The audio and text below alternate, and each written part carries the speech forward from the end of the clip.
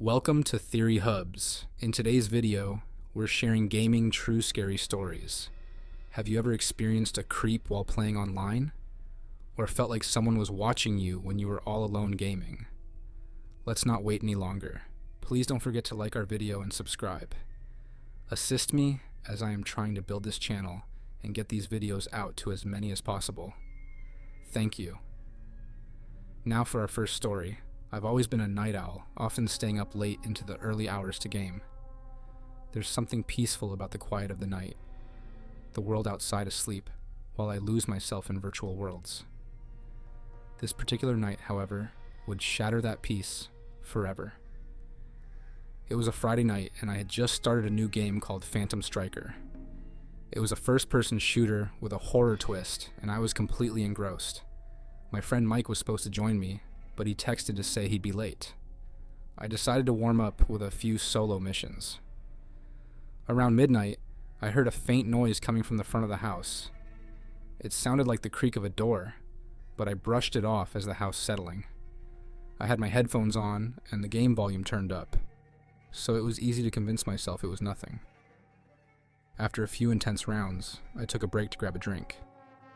As I walked into the kitchen, I noticed the front door was slightly ajar. My heart skipped a beat. I knew I had locked it. I hesitated, staring at the door, trying to remember if I might have forgotten to lock it, but I was certain I hadn't. I closed the door and double-checked the lock. I even peered outside, but everything seemed normal.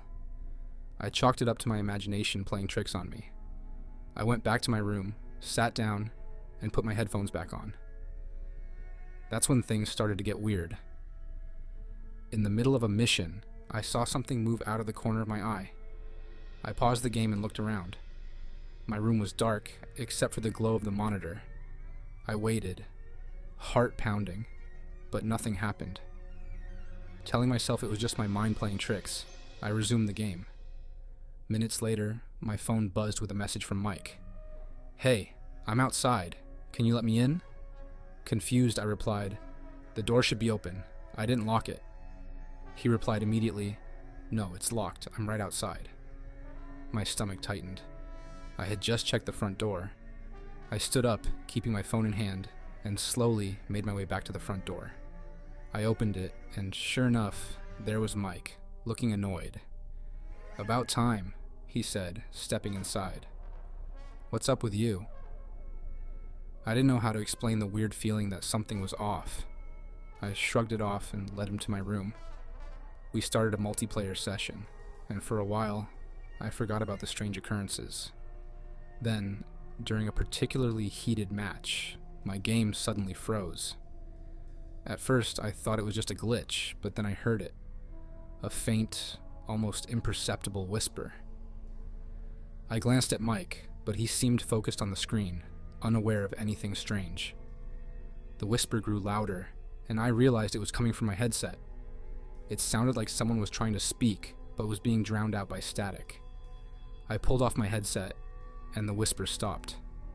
Mike looked at me, puzzled. "What's wrong?" he asked. I shook my head, trying to dismiss the creeping dread. "I don't know. Something's weird with my headset." I put it back on, and everything seemed normal again. We continued playing, but I couldn't shake the feeling of being watched. Suddenly, my computer screen went black. Frustrated, I started fiddling with the settings, trying to figure out what was wrong. That's when I heard footsteps coming from the hallway. Slow, deliberate footsteps. Mike heard them too. "Dude, what the hell?" he whispered. We both stood up, peering into the dark hallway. The footsteps stopped. We waited, hearts pounding, but nothing happened. I grabbed a flashlight from my desk and slowly walked toward the hallway. As I shone the light around, we saw nothing unusual. I was about to turn back when I noticed something on the floor. Muddy footprints leading from the front door to my room. My blood ran cold. Mike followed my gaze and saw them too. "Who the hell has been in your house?" he asked, his voice shaking. I had no answer. We followed the footprints back to the front door, and I felt a surge of fear. The door was unlocked. I locked it again, double-checked it, and we went back to my room. Mike and I decided to call it a night. He stayed over because neither of us felt comfortable being alone after what had happened. I couldn't sleep. I lay awake, listening to every creak and groan of the house, waiting for something else to happen. I'm Max, an avid gamer and history enthusiast. My love for video games and history came together perfectly when I picked up Ghost of Tsushima. The game's detailed representation of feudal Japan was mesmerizing, and I found myself losing hours in its stunning landscapes and intense samurai combat. One Saturday night, I decided to immerse myself in the game. My parents were out of town, and I had the house to myself. The combination of silence and the game's hauntingly beautiful soundtrack created an atmosphere that was both relaxing and slightly eerie. As I navigated my character, Jin Sakai, through the dense forests and abandoned villages, I couldn't help but appreciate the game's attention to detail. Every leaf, every whisper of the wind felt real. I was so engrossed that I didn't notice the time passing. It was well past midnight when something strange happened. During a particularly intense duel with a group of Mongol soldiers, the screen flickered and the game seemed to glitch. For a moment, everything froze, and then the screen went black. Frustrated, I assumed it was a technical issue. I rebooted the console, but the game didn't start up normally. Instead, I was met with a loading screen that I hadn't seen before. A dark forest with dense fog and a lone figure standing in the distance. Curious, I continued, thinking it was a new part of the game I hadn't reached yet. The figure in the distance slowly turned to face the screen, revealing a masked samurai with piercing eyes. The atmosphere felt different, colder, more foreboding. As the game resumed, I found Jin Sakai alone in a misty forest, his horse nowhere to be seen. The usual markers and objectives were missing. I moved Jin forward, the fog growing thicker with each step. The haunting sound of traditional Japanese flutes echoed through my headphones, sending chills down my spine. I came across a dilapidated shrine in the middle of the forest. The air felt heavy, and the game's lighting cast long, eerie shadows. As I approached the shrine, the screen flickered again, and a text box appeared. "Help me." My heart pounded. This wasn't part of the game's usual narrative. Intrigued and unnerved, I pressed on. Jin entered the shrine, and the door slammed shut behind him. The screen went black for a moment before fading in to reveal the interior. A small, dark room lit by flickering candles. In the center of the room was a kneeling figure in traditional samurai armor, their face obscured by a demon mask. The figure seemed to be weeping. Another text box appeared. "He took everything from me. Will you avenge me?" Unsure of what to expect, I pressed the button to respond. The figure stood, drawing a sword with a slow, deliberate motion. The screen flickered again, and the room seemed to warp and distort. The game's usual fluid animations were replaced with jerky, unnatural movements. The figure attacked Jin, and I was forced into a duel. But something was off. The opponent's movements were erratic and unpredictable. It felt less like a game and more like a desperate struggle. I barely managed to defeat the masked samurai, and as he fell, the screen glitched violently. Suddenly, I was back in the forest, but something was different. The fog had lifted slightly, revealing a path leading deeper into the woods.